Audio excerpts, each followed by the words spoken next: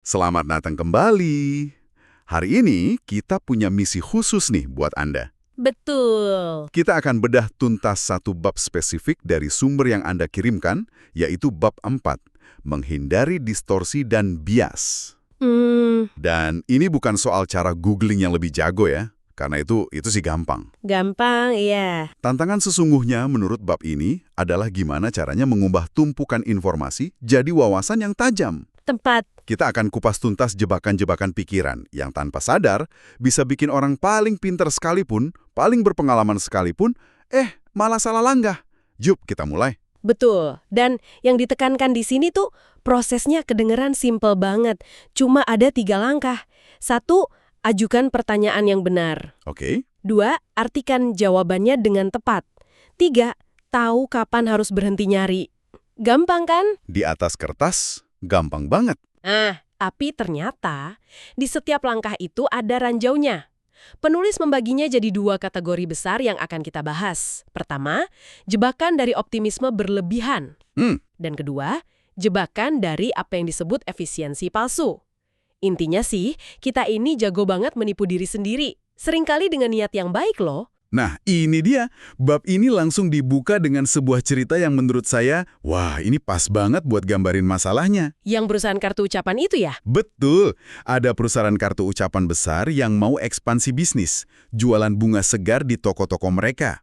Kelihatannya ide bagus kan? Logis sih. Mereka melakukan semuanya sesuai buku. Riset pasar, fokus grup, analisis biaya, semuanya checklist hijau. Proyek pun disetujui dengan penuh percaya diri. Tapi hasilnya... Bencana. Bunga-bunga itu layu di rak, nggak ada yang beli. Dan disinilah letak masalahnya. Kalau kita lihat dari luar, kan mereka udah ngelakuin semua langkah yang benar. Iya. Tapi ada distorsi yang nggak kelihatan di proses pengumpulan informasinya. Inilah yang disebut penulis sebagai bias konfirmasi. Bias konfirmasi, oke? Sederhananya gini, para manajer itu udah jatuh cinta sama ide jualan bunga. Jadi secara tidak sadar, semua riset yang mereka lakukan itu bukan untuk mencari kebenaran, tapi untuk mencari pembenaran atas apa yang udah mereka yakini. Tunggu. Ini bagian yang menarik. Jadi di fokus grup itu mereka nanya apa sih sebenarnya? Pertanyaannya kedengeran logis. Apakah Anda mau membeli bunga segar yang cantik di toko kartu ucapan kami? Ya, siapa yang nggak mau kan? Tentu saja. Pesertanya bilang, ya tentu saja. Masalahnya mereka nggak nanya lebih dalam. Seperti? Seperti kapan orang biasanya beli bunga, gimana alur belanja mereka. Ternyata fakta yang baru mereka temukan setelah rugi besar adalah orang sering beli bunga itu sebagai barang terakhir. Oh gitu ya. Mungkin setelah dari supermarket gitu. Sementara toko kartu ucapan mereka biasanya jadi tujuan pertama atau kedua. Jadi nggak praktis bawa-bawa bunga. Jadi informasinya tuh ada di depan mata, tapi mereka nggak lihat karena mereka nggak nyari hal-hal yang bisa menggagalkan ide mereka. Tepat, mereka cuma nyari persetujuan. Ini kan yang bahaya. Jadi bias konfirmasi itu seperti bahan bakar. Dan kalau dicampur dengan jebakan berikutnya yaitu... Kepercayaan diri berlebihan? Betul. Kepercayaan diri berlebihan atau overconfidence itu jadi mesinnya. Kalau digabung, kita bisa melaju kencang, langsung ke jurang. Kita bukan cuma salah, tapi kita sangat yakin kita benar. Tepat sekali. Bab ini ngasih beberapa contoh klasik. Ada Menteri Perang AS, Newton Baker, di awal abad ke-20 yang dengan sangat yakin bilang pesawat terbang nggak akan pernah bisa menenggelamkan kapal perang. Wow, yakin banget ya? Yakin banget. Beberapa tahun kemudian, dalam sebuah uji coba, pesawat dengan gampang menenggelamkan kapal perang hasil rampasan. Keyakinannya yang berlebihan bikin dia buta sama data baru. Tapi yang paling bikin saya kaget itu contoh kuisnya. Dikasih ke 11 petugas pinjaman yang sangat berpengalaman. Iya, yang itu menarik. Isinya pertanyaan soal industri mereka. Hasilnya, semuanya gagal total. Bukan karena mereka nggak tahu, tapi karena, dan ini nih poinnya, mereka nggak tahu kalau mereka nggak tahu. Nah, itu dia. Mereka sangat percaya diri dengan jawaban mereka yang salah. Itu nunjukin kalau pengalaman aja nggak cukup buat ngelawan bias ini, bahkan mungkin bisa memperburuk ya. Betul, karena pengalaman bisa menciptakan pola pikir yang kaku. Ini bikin kita berhenti nyari informasi terlalu cepat dan ngeremehin resiko yang ada. Terus solusinya gimana? Untuk melawannya, penulis nyaranin kita buat niru seorang jenius, Charles Darwin. Darwin punya satu kebiasaan yang luar biasa. Apa tuh? Setiap kali dia nemuin fakta atau observasi yang bertentangan dengan teorinya, dia akan langsung mencatatnya dalam 30 menit. Wah, Dia tahu betul kalau otaknya secara alami punya kecenderungan buat melupakan atau mengabaikan bukti yang nggak mendukung. itu kan melawan intuisi banget ya. Secara aktif nyari bukti kalau kita salah. Rasanya nggak nyaman. Justru itu kuncinya. Gimana ya? Darwin sadar betul kalau otaknya sendiri itu adalah musuh terbesarnya dalam mencari kebenaran. Oke. Jadi, bab ini nawarin beberapa alat praktis yang bisa Anda terapkan. Pertama, secara sadar cari bukti yang menyangkal. Oke. Jangan tanya, kenapa ide ini bakal berhasil? Ganti pertanyaannya, jadi, apa semua skenario yang bisa bikin ide ini gagal total? Jadi dibalik ya? Ada contoh menarik soal insinyur kimia muda yang curiga ada kebocoran gas besar di pabriknya. Seniornya punya teori kalau gas itu bocor lewat satu lubang ventilasi. Si insinyur muda ini nggak langsung percaya, dia justru coba menyangkalnya. Gimana caranya dia nyangkal? Dia sama rekannya iseng ngitung. Kalau jumlah gas yang diduga hilang itu beneran bocor lewat satu lubang ventilasi itu, semburan gasnya bakal kenceng banget sampai bisa nerbangin mereka ke bulan. Hah? Serius? Oke, itu namanya, reduktio ad absurdum level dewa. Tapi poinnya kuat banget. Tepat. Alat kedua adalah uji beberapa hipotesis secara bersamaan. Jangan jatuh cinta sama satu penjelasan aja.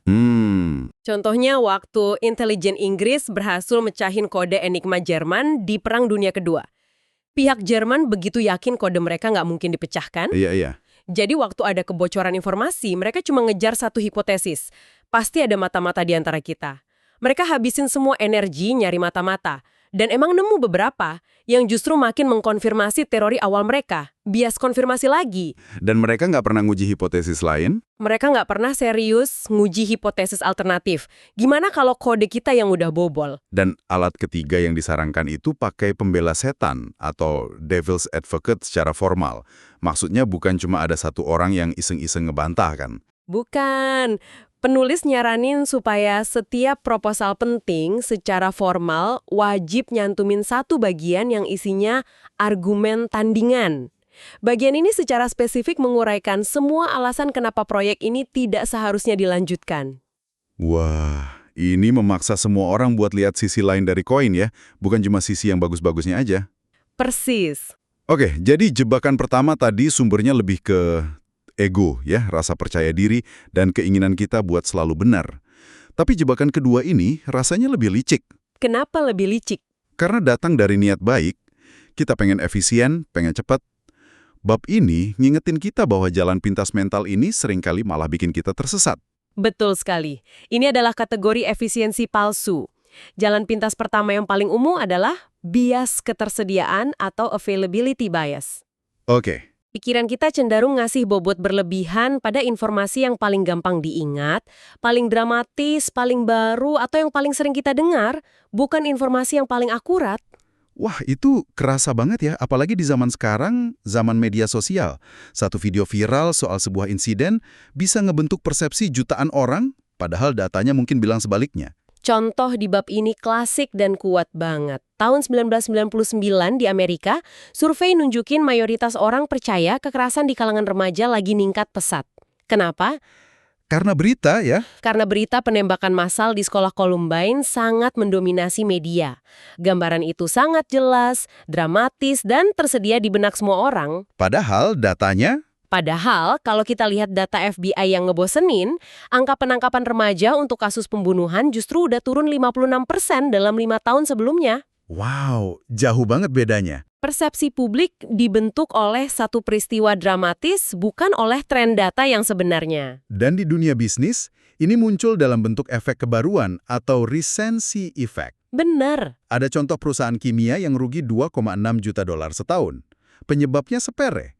Para insinyur mereka, setiap kali nemu masalah baru di mesin, cenderung mendiagnosisnya berdasarkan penyebab dari masalah serupa yang paling baru mereka tanganin. Terlalu ngandelin ingatan jangka pendek yang paling gampang diakses. Iya. Dan kasus paling tragis yang dibahas di bab ini adalah hoaks pembunuhan Boston tahun 1989.